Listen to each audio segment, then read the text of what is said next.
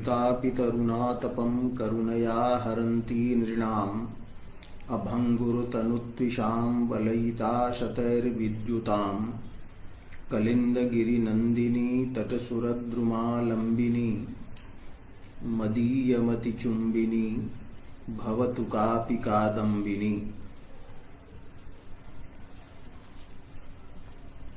रसगंगाधरे अभिनव गुप्त सम्मतम यद रसस्वरूपम निरूपितम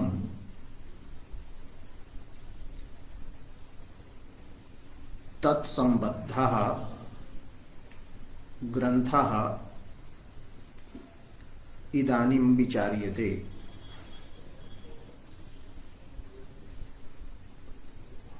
अन्ये ग्रंथांशाः विचारिताः अद्य अवशिष्टः यः ग्रंथांशः वर्तते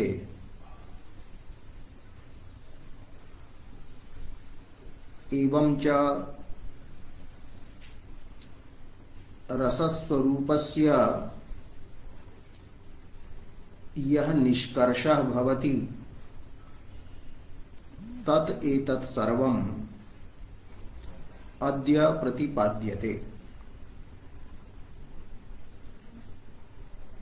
काव्यजन्या या रसचर्वणा भवति, रसस्य स्थायी भावस्य या चर्वणा भवति सा चर्वणा कीदृशी अस्ति इति अग्रिमेन ग्रंथेन विचार्यते। अग्रिमः ग्रंथः अस्ति इयं च परब्रह्मास्वादात् समाधेः विलक्षणा। परब्रह्मास्वादः समाधिः उच्यते। स निर्विकल्पकः भवति। तत्र केवल ब्रह्माकारा चित्तवृत्तिः भवति, किंतु रसचर्वणा या वर्तते तत्र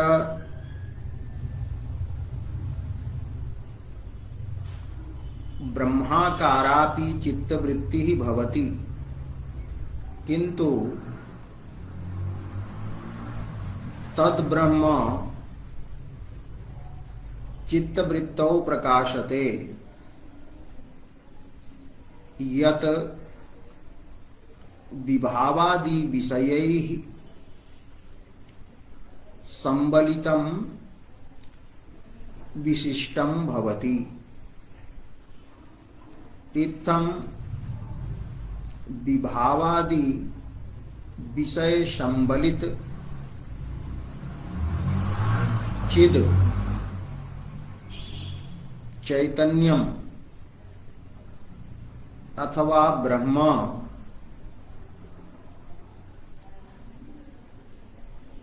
रसचर्वणा अस्ति। तो विभावादि विषय संबलित चिदानंदाकारा चित्तवृत्ति रसचर्वणा वर्तते। परब्रह्म समाधिस्तु चिदानंद मात्राकारा भवति। तत्र शकुन्तलादि विभावानां वैशिष्ट्यं न भवति। इत्थं रसचर्वणा ब्रह्मास्वाद रूपात् समाधेः विलक्षणा वर्तते। विशिष्टं लक्षणम् अस्याः अस्ति। विभावादि विशिष्ट चिदानंदाकारा चित्तवृत्ति रसचर्वणा उच्यते। ब्रह्म मात्राकारा केवल चिदानंदाकारा चित्तवृत्ति समाधि अस्ति। एवं रसचर्वणा ब्रह्मास्वादयोः पार्थक्यं वर्तते, भेदः वर्तते।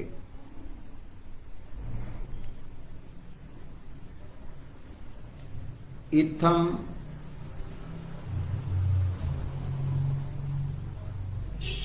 ब्रह्म समाधौ रसचर्वणायां च स्वरूपगतः भेदः अस्ति। स्वरूपगतः अयं भेदः वर्तते।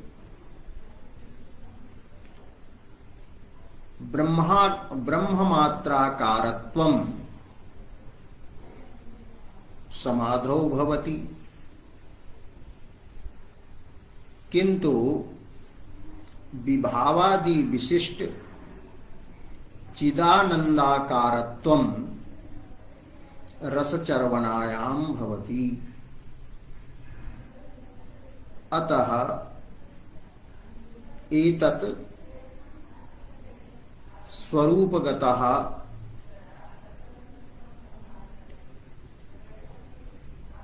अयं विशेषः वर्तते इति वक्तुं शक्यते। पुनः कारणभेदोऽपि वर्तते। द्वयोः पदार्थयोः भेदः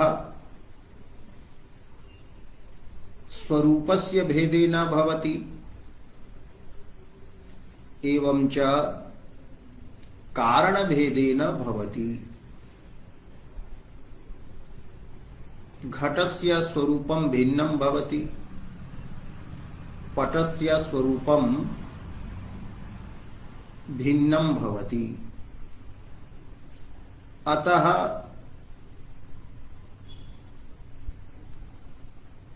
घटपटयोः स्वरूप भेदो वर्तते।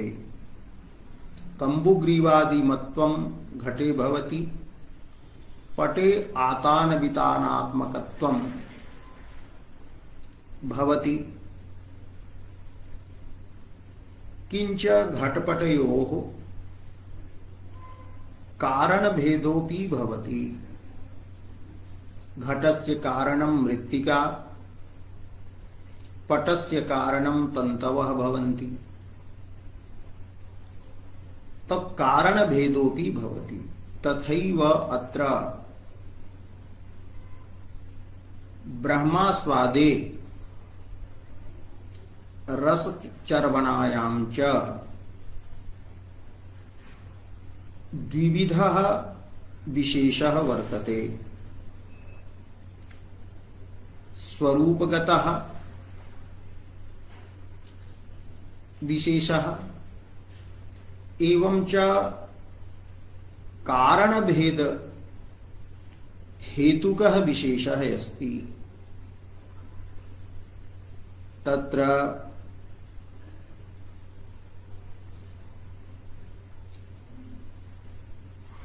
स्वरूप भेदः प्रतिपादितः। तर्हि एवं वक्तुं शक्यते, यस्यां चित्तवृत्तौ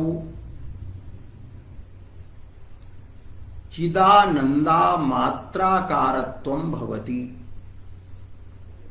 सा चित्तवृत्तिः अंतःकरणवृत्तिः ब्रह्म साक्षात्कारः ब्रह्म समाधि वा उच्यते। किंतु यस्याम चित्तवृत्तौ वृत्तौ अथवा यस्याम अंतःकरण वृत्तौ विभावादि विशिष्ट चिदानंदाकारत्वं भवति सा चित्तवृत्ति रसचर्वणा उच्यते। एवं स्वरूपगतः भेदः अस्ति। तो स्वरूपगतः भेदः अनया पंक्त्या प्रतिपादितः। इयं च परब्रह्मास्वादात् समाधेः विलक्षणा वर्तते। विभावादि विषय संबलित चिदानन्दालम्बनत्वात् विभावादि विषयैः संबलितः विशिष्टः यः वर्तते चिदेव आनन्दः चिद्रूपः आनन्दः चैतन्यरूपः आनन्दः स एव आलम्बनं यस्याः सा विभावादि विषय संबलित चिदानंदालंबना चित्तवृत्ति चर्वणा उच्यते। तो विभावादि विषय संबलित चिदानंदालंबनत्वं तत्र ब्रह्मास्वादात् विशेषः अस्ति। ब्रह्मास्वादस्य हि ब्रह्ममात्रालंबनत्वं भवति।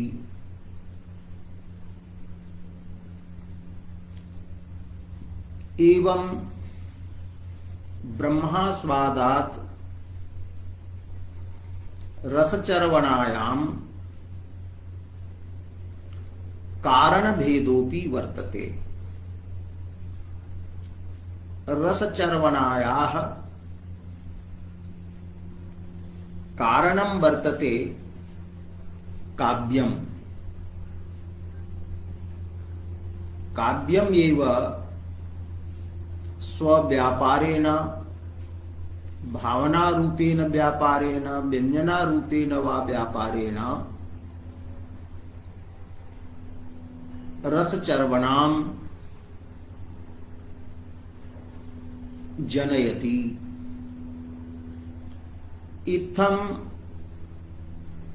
काव्यं वर्तते रसचर्वणायाः कारणम्। ब्रह्मास्वादस्य कारणं तु भवति वेदान्तवाक्य विचारः श्रवण मनन निदिध्यासनानि इत्थं कारणभेदः वर्तते। तो रसचर्वणायाः ब्रह्मास्वादात् कारणकृतः एवं च स्वरूपकृतः भेदः अस्ति। तदेव अग्रिमया पंक्त्या प्रतिपाद्यते। भाव्या च काव्य व्यापार मात्रात् काव्यस्य यह व्यापारः वर्तते काव्यार्थ भावना अथवा काव्ये विद्यमाना अचिन्त्य शक्ति व्यंजना वर्तते। व्यंजनायाः माहात्म्यम् एतद् भवति येन एतादृशी रसचर्वणा जन्यते। तब भाव्या च काव्य व्यापारात् इयं परम ब्रह्मास्वादात् समाधेः विलक्षणा वर्तते, भिन्ना वर्तते।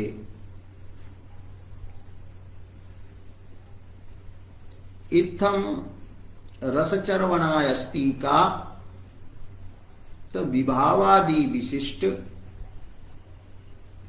चिदानंदाकारा चित्तवृत्ति अंतःकरणस्य वृत्ति रसचर्वणास्ति। अत्र हि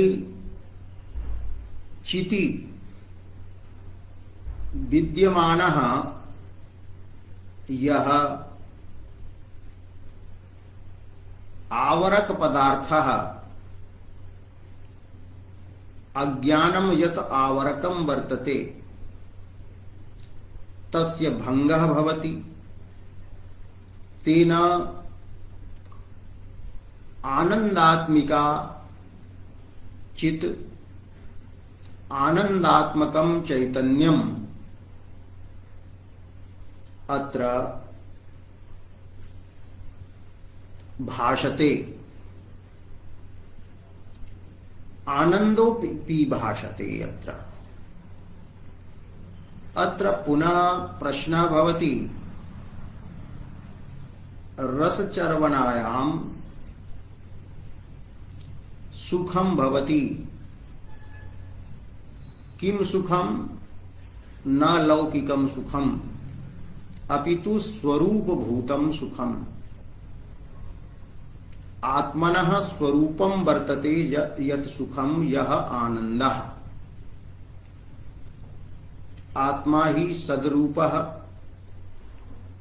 चिद्रूपः आनन्दरूपश्च वर्तते। अत्र स्वरूपभूतस्य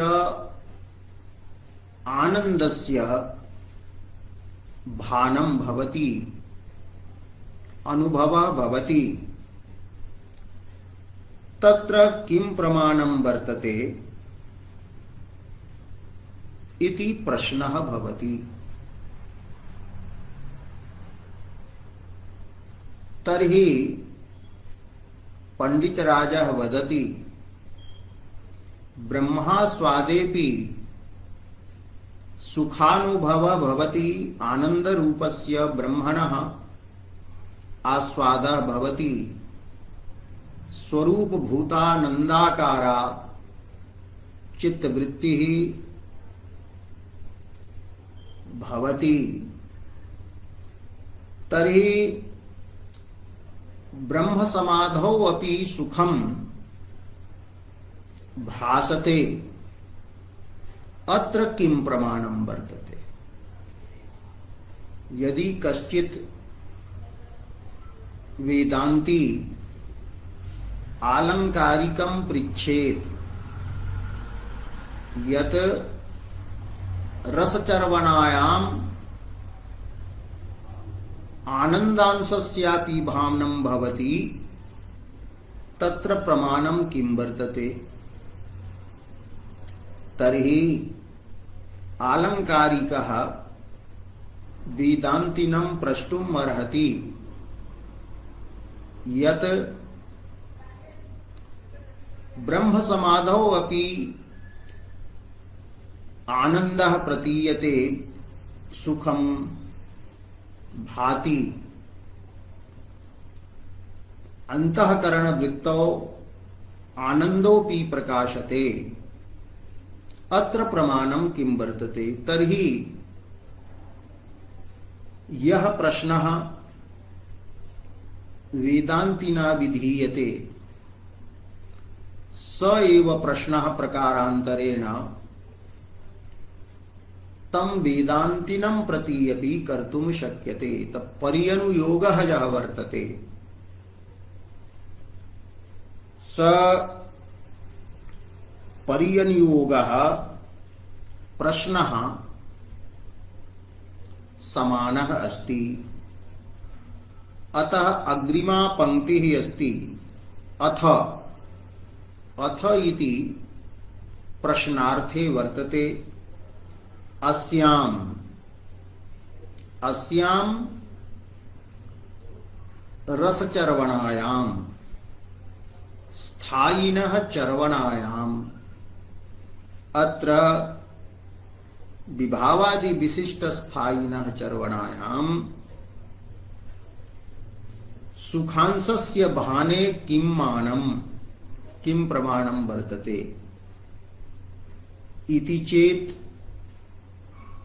यदि एवं उच्यते तर्हि समाधौ अपि तद्भाने ब्रह्म समाधौ अपि तद्भाने तस्य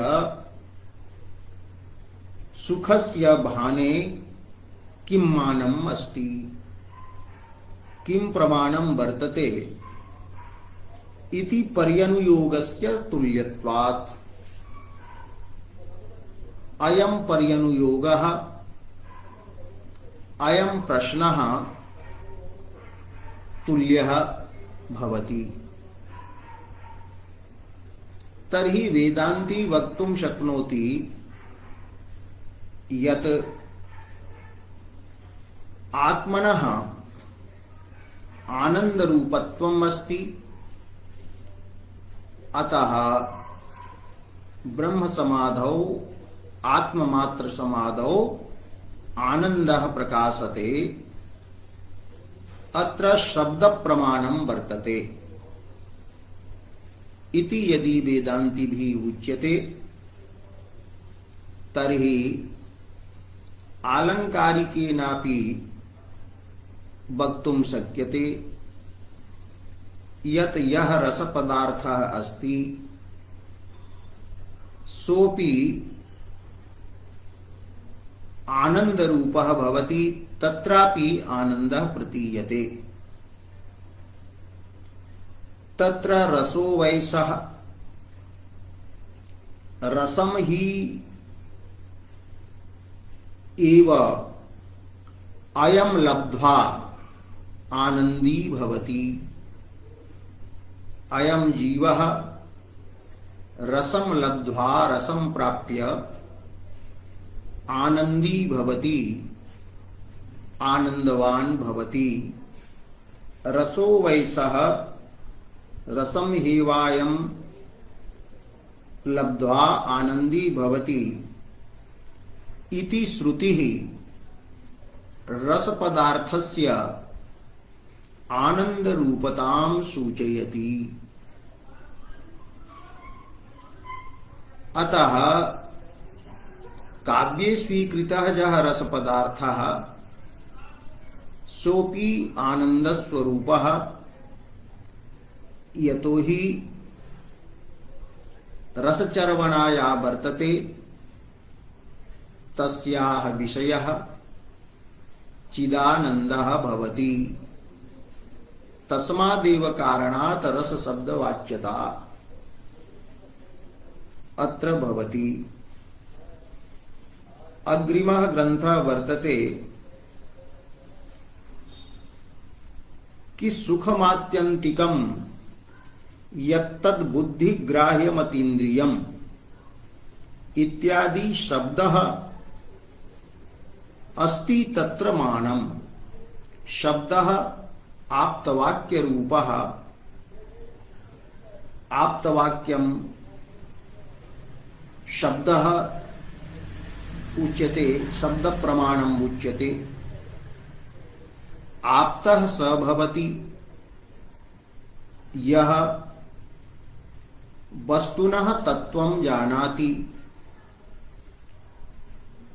वस्तुनः पदार्थस्य सम्यक् ज्ञानं यस्मिन् भवति, एवं रागलोभादि वशेन कदाचिदपि मिथ्या न वदति च, रागादि वशादपि नान्यथावादी, तस्य वाक्यं प्रमाणम्। अत्र गीता वाक्यं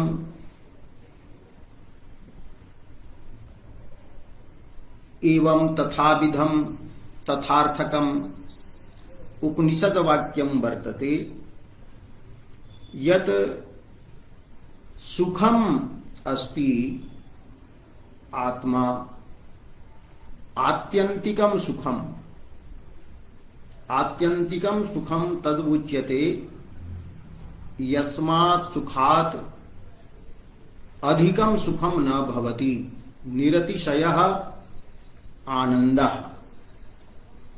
तो एतादृशं निरतिशयं सुखम आनन्दः आत्मतत्वं यदस्ति तत् बुद्धिग्राह्यं वर्तते, बुद्ध्या एव ग्राह्यं भवति।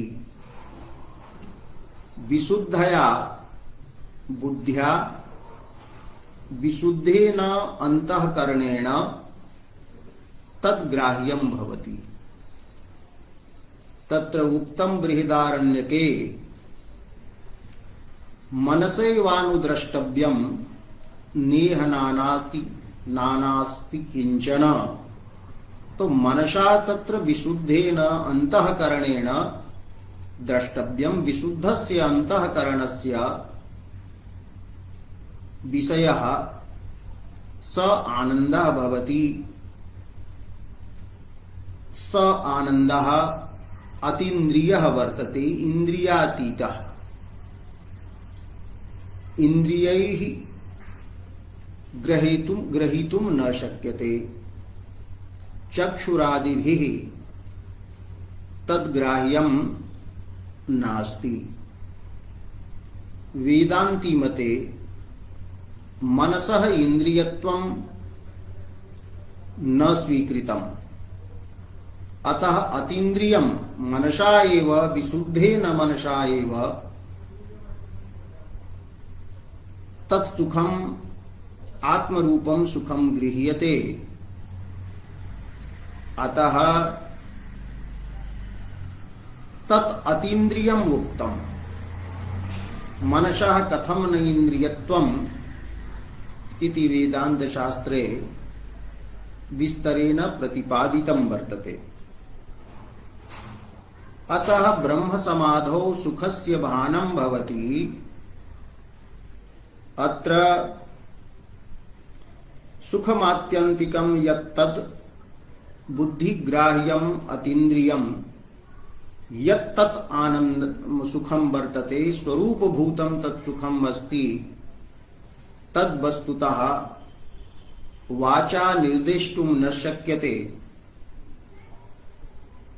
इत्यादि शब्दः अस्ति तत्र मानम्। तत्र कुत्र ब्रह्मास्वादे ब्रह्म समाधौ प्रमाणम् अस्ति इति चेत्, यदि एवं वेदांत पक्षतः उच्यते तर्हि अस्ति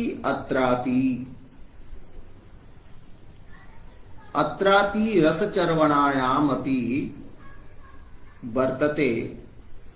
रसो वैसः रसम हेवायं लब्ध्वा आनंदी भवति इति श्रुतिः प्रमाणम् अस्ति। रसपदेन यह पदार्थ उच्यते स आनंद रूपः अस्ति। काव्येपि रसपदेन उच्यमानः अर्थः यह वर्तते, सोपि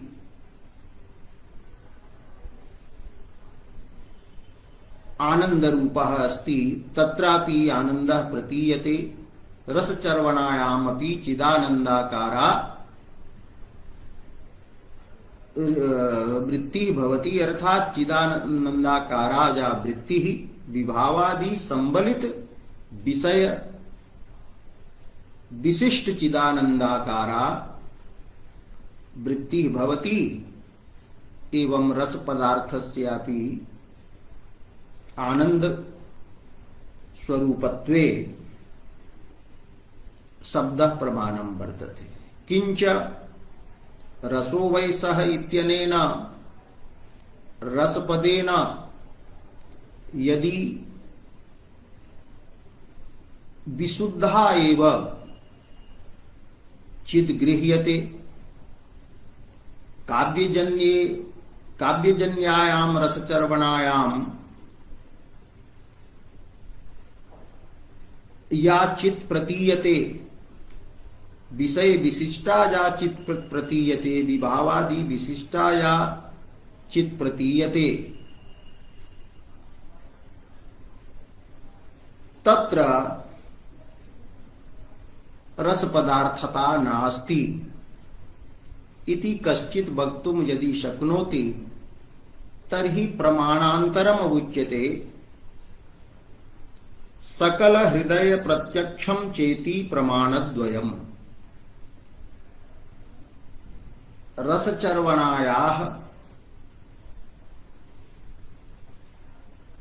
रसचर्वणायां सुखांशस्य बहाने सकल सहृदयानां प्रत्यक्षम् अपि प्रमाणं वर्तते। यदि तत्र आनन्दः न भवति तर्हि सहृदयानां काव्यार्थ भावनायां कथं प्रवृत्तिः स्यात्? यतो हि समेषां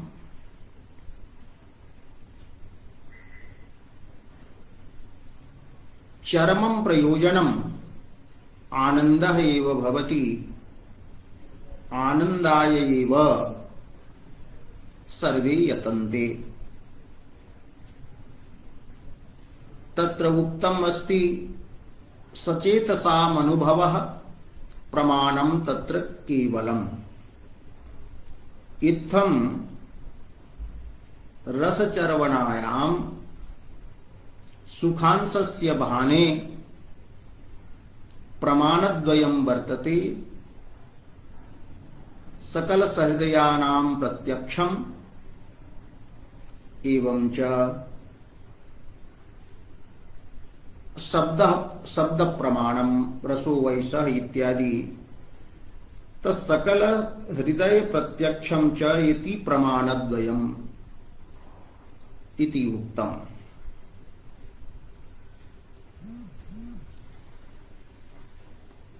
इत्थं रसचर्वणा ब्रह्म समाधेः विलक्षणा वर्तते, विशिष्ट लक्षणवती अस्ति, स्वरूप विशेष विशिष्टा वर्तते। तत्र स्वरूपगतः भेदः कारण वशादपि भेदश्च कारणकृतश्च भेदः अस्ति। रसचर्वणायाम् आनंदोपि प्रकाशते, रसचर्वणायाः विषयः आनंदोपि भवति इत्यत्र रसो वैसः इत्यादि श्रुतिवाक्यम् एवं च सचेतसाम् अनुभवः तत्र प्रमाणम् तत्प्रमाणद्वयम् अत्र पंडितराजेन प्रतिपादितम्। पंडितराजस्य प्रतिपादन रीतिः वर्तते, कवेः रीतिः अस्ति। अतः रसचर्वणायां सुखांशस्य भानं प्रमाणद्वयेन सिद्धं, ब्रह्म समाधौ आनंदांशस्य भाने एकमेव प्रमाणं वर्तते। श्रुति वाक्यं शब्दरूपम् एव प्रमाणम् अस्ति। अत्र तु प्रमाणद्वयम् अस्ति। अतः रसचर्वणायाम् आनन्दः न भासते इति वक्तुं न शक्यते।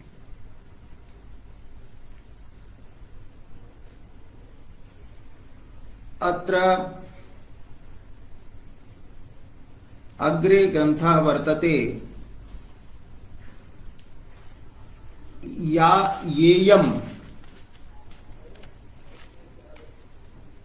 द्वितीय पक्षे तदाकार चित्तवृत्त्यात्मिका रसचर्वणा उपन्यस्ता सा शब्द व्यापार भाव्यत्वात् शाब्दी वर्तते। द्वितीयः पक्षः कः? पूर्वं मुक्तं यत् चर्वणा शब्दस्य कः अर्थः? तर्हि पंडितराजेन पूर्वं प्रतिपादितं चिद्गतस्य आवरणस्य भंगः चर्वणायस्ति इति प्रथमा पक्षः। तदनन्तरं च उक्तं तदाकारान्तःकरणवृत्तिः वा विभावादि विशिष्ट चिदानंदाकारा वृत्तिः या वर्तते सा रसचर्वणा वर्तते। तो या इयं द्वितीय पक्षे तदाकार चित्तवृत्त्यात्मिका रसचर्वणा उपन्यस्ता माने पूर्वम उक्ता प्रतिपादिता सा रसचर्वणा शब्द व्यापारात् भवति। काव्यम ही शब्दमयं भवति, अतः शब्द व्यापारः यः वर्तते स व्यापारः व्यंजनात्मकः यः व्यापारः तेन शब्द व्यापारेण भाव्यत्वात् साध्यत्वात् शाब्दी उच्यते। एवं रसचर्वणा शाब्दी अस्ति यतः सा शब्द व्यापारात् भवति। यथा शब्दश्रवणेन वाक्यश्रवणेन या चित्तवृत्तिः यत् ज्ञानम् उत्पद्यते तत् शाब्दम् उच्यते। तो शब्द व्यापार भाव्यत्वात् एषा शाब्दी अस्ति। किंच ईसा रसचर्वणा प्रत्यक्षात्मिका अपि वर्तते। यतो हि अस्याः रसचर्वणायाः विषयः अपरोक्षं सुखं प्रत्यक्षं सुखं प्रत्यक्ष भूतं सुखम आलंबनम विषयः भवति। रसचर्वणायां हि स्वरूपभूतः आनन्दः प्रकाशते। स्वरूपभूतः स आनन्दः प्रत्यक्षात्मकः अस्ति।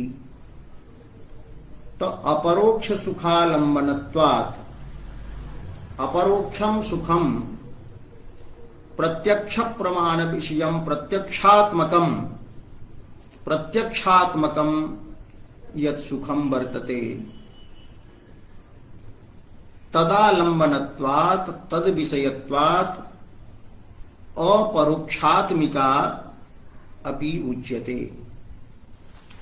इत्थं काव्यजन्य रसचर्वणा शब्दजन्या अस्ति, अतः शाब्दी उच्यते। एवं अपरोक्ष सुखात्मिका अपि अस्ति, अतः अपरोक्षापि वर्तते, प्रत्यक्ष स्वरूपा अस्ति। अत्र पुनः प्रश्नः भवति कि शब्द व्यापार जन्या यदि ऐसा वर्तते रसचर्वणा, इंद्रियजन्यता अस्यां नास्ति। इंद्रियजन्यम ही ज्ञानम प्रत्यक्षम उच्यते। तर्हि इंद्रियाजन्यत्वेन कथम रसचर्वणा प्रत्यक्ष स्वरूपा उच्यते प्रत्यक्षत्वम् अस्याम कथम स्वीक्रियते। तर्हि न्यायमतम् अनाश्रित्य वेदांतमतम् अनुसृत्य पंडितराजेन उच्यते यदत्र प्रत्यक्षस्य परिभाषा वेदांतरीत्या स्वीकरणीया। तत्र वेदान्ते प्रत्यक्षं किम प्रत्यक्षात्मकं ज्ञानं किम अस्ति। तर्हि तत्र उक्तम्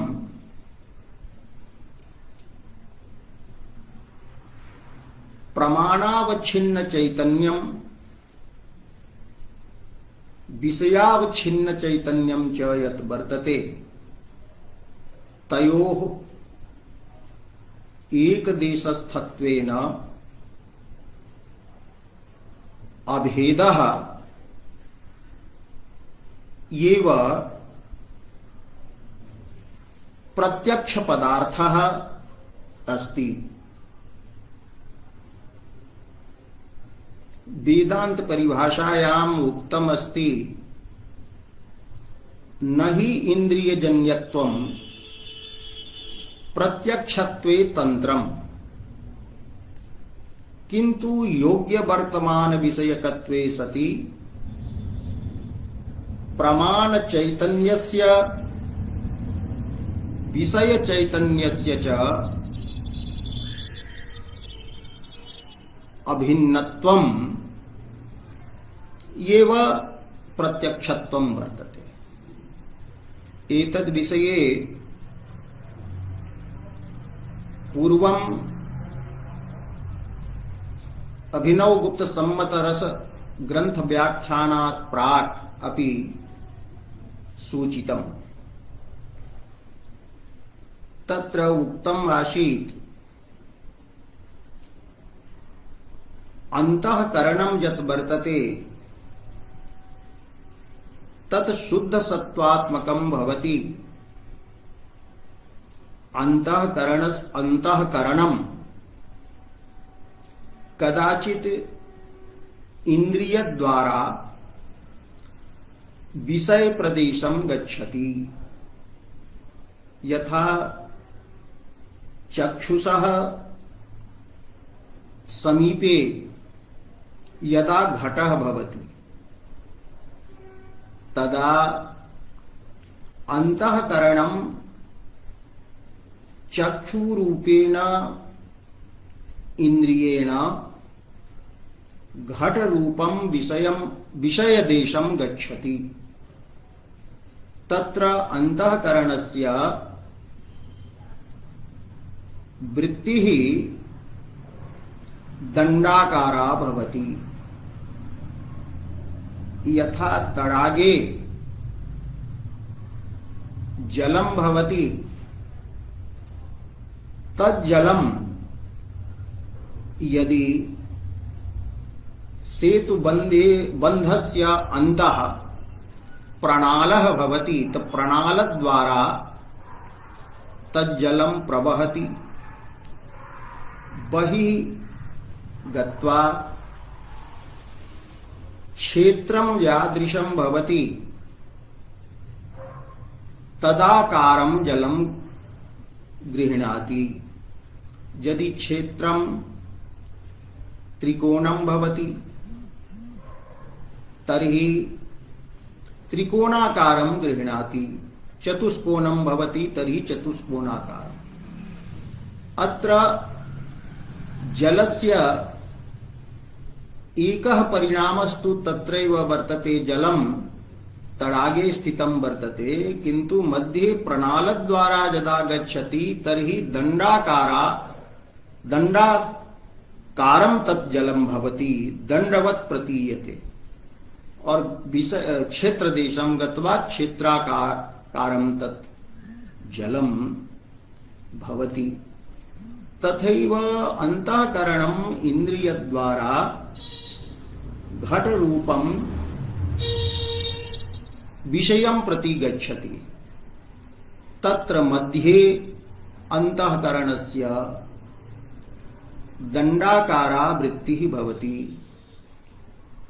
सा एव वृत्तिः प्रमाणम उच्यते, प्रमाणाकारा वृत्तिः। घटः विषयः अस्ति, चैतन्यम ब्रह्म अथवा आत्मा वस्तुतः एकमेव वस्तु वर्तते वेदांति मते, किंतु अवच्छेदक भेदात् तत् भिद्यते। तत्र प्रमाणाकारा दंडाकारा जा वृत्तिः वर्तते, तया अवच्छिन्नं प्रमाणाकारया वृत्त्या दंडाकारया अंतःकरणस्य वृत्त्या परिच्छिन्नं परिवृतं चैतन्यं प्रमाण चैतन्यम उच्यते। एवं यत्र विषयः भवति तर्हि विषयेन अवच्छिन्नं चैतन्यं यद् भवति तत् चैतन्यं विषयावच्छिन्न चैतन्यम उच्यते। अंतर्गतम यत् चैतन्यम अंतःकरणेन अवच्छिन्नं वर्तते तत् प्रमातृ चैतन्यम उच्यते, तत् प्रमाता उच्यते। अंतःकरणम यस्य चैतन्यस्य विशेषणं भवति तत् प्रमातृ चैतन्यम, अंतःकरणावच्छिन्नं चैतन्यम प्रमातृ चैतन्यम। अंतःकरणं यस्य चैतन्यस्य उपाधिः भवति तच्चैतन्यं साक्षी चैतन्यम उच्यते। अंतःकरण प्रभाव प्रभावितः जीव रूपः जः प्रमाता वर्तते, जीव रूपम यत् चैतन्यं तत् पूर्वापरयोः अनुसंधानं कर्तुं न शक्नोति। अतः पूर्वापरानुसंधात्री रूपेण एकं साक्षी चैतन्यं स्वीक्रियते, तत् साक्षी चैतन्यम् अपि प्रतिजीव जीवं भिन्नं भवति। एतदपि पूर्वं सूचितम् आसीत्। तर्हि अंतःकरण वृत्तिः घटे जायते, तेन घटे विद्यमानं चैतन्यस्य आवरकं यत् वर्तते अज्ञानं तत् अंतःकरण वृत्त्या प्रमाण वृत्त्या नाश्यते। तर्हि विषयावच्छिन्न चैतन्यं तत्र प्रकाशते। एवं प्रमाणावच्छिन्न चैतन्यं विषयावच्छिन्न चैतन्यं च तत्र एक देशे भवति यत्र घटः भवति। विषयावच्छिन्नं चैतन्यं प्रमाणावच्छिन्नं चैतन्यं च तत्र तयोः अभेदः स्वीक्रियते। तो एवं विषयावच्छिन्न चैतन्यस्य प्रमाणावच्छिन्न चैतन्यस्य यत्र अभेदः एक देश स्थितत्वम्, एक देशे स्थिति भवति, तत्र ज्ञानस्य तदेव ज्ञानं तत्र प्रत्यक्षम् उच्यते वेदांती मते। यदा तु धूमज्ञानेन वह्नि अनुमीयते तत्र धूमज्ञानं तु प्रत्यक्षं भवति। यतो हि यदि चक्षुषा धूमः दृश्यते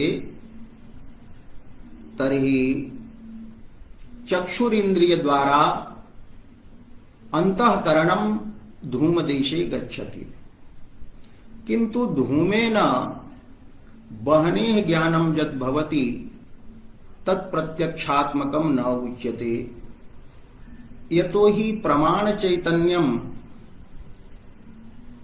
अंतःकरणे भवति।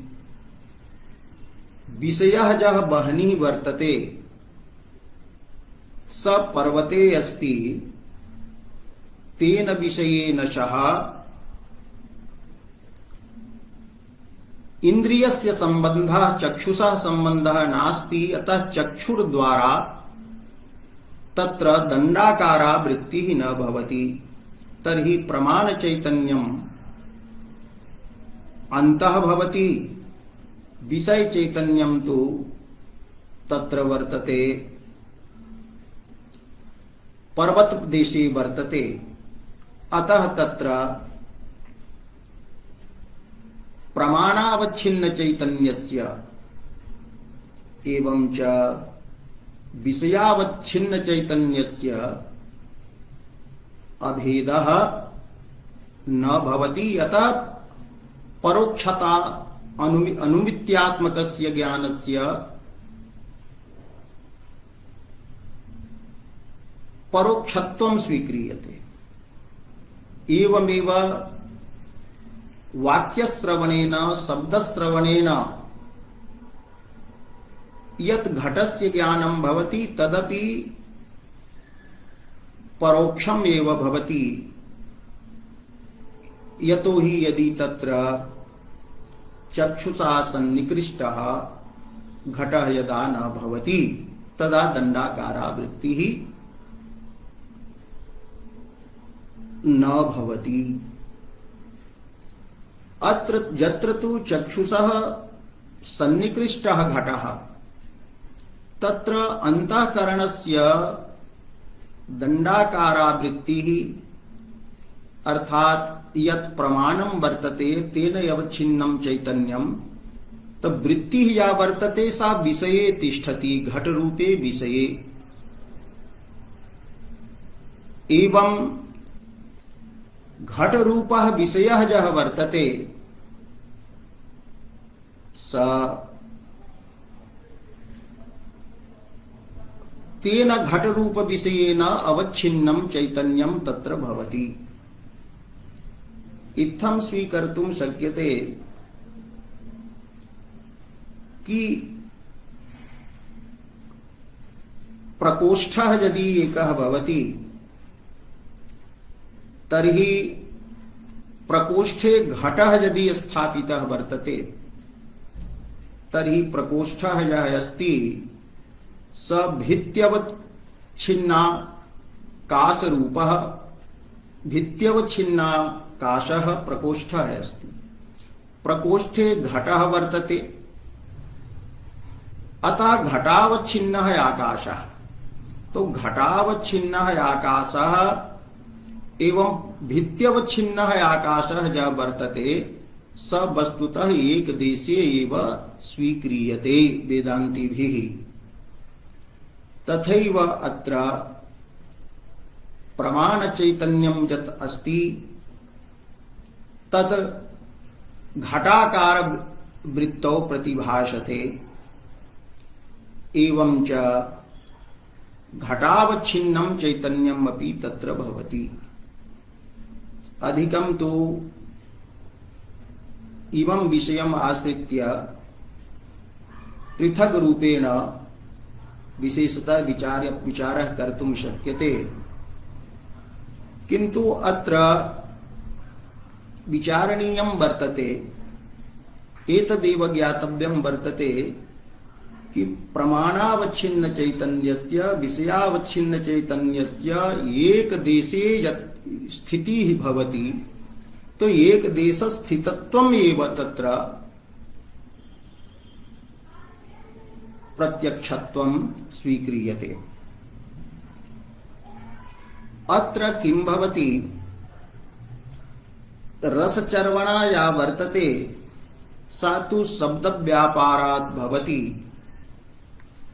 अतः सा शाब्दी उच्यते। किंच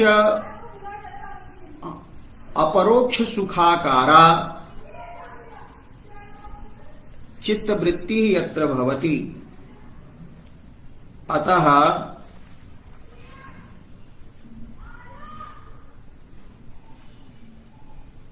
अपरोक्ष सुखात्मिका भी उच्यते।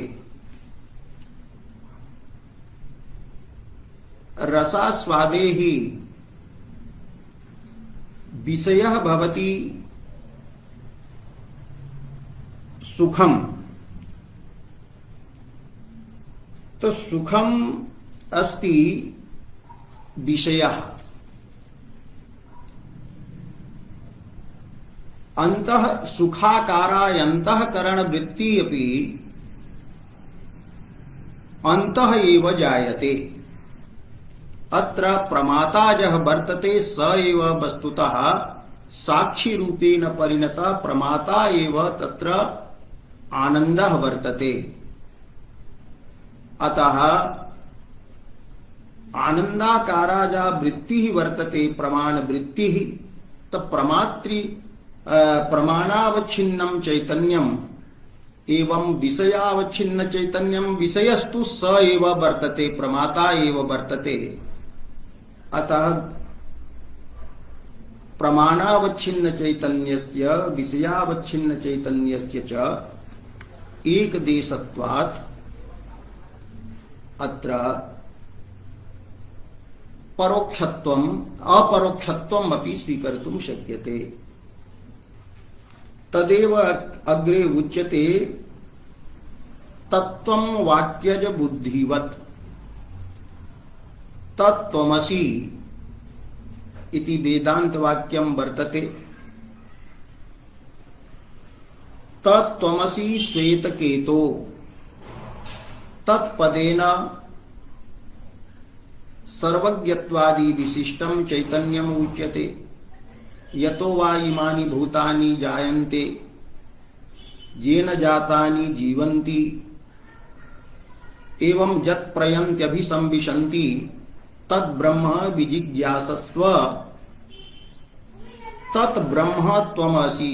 श्वेतकेतुं प्रति उच्यते कि हे श्वेतकेतो त्वं तत् असि। अनेन वाक्येन अखंडार्थस्य चैतन्यस्य बोधः भवति।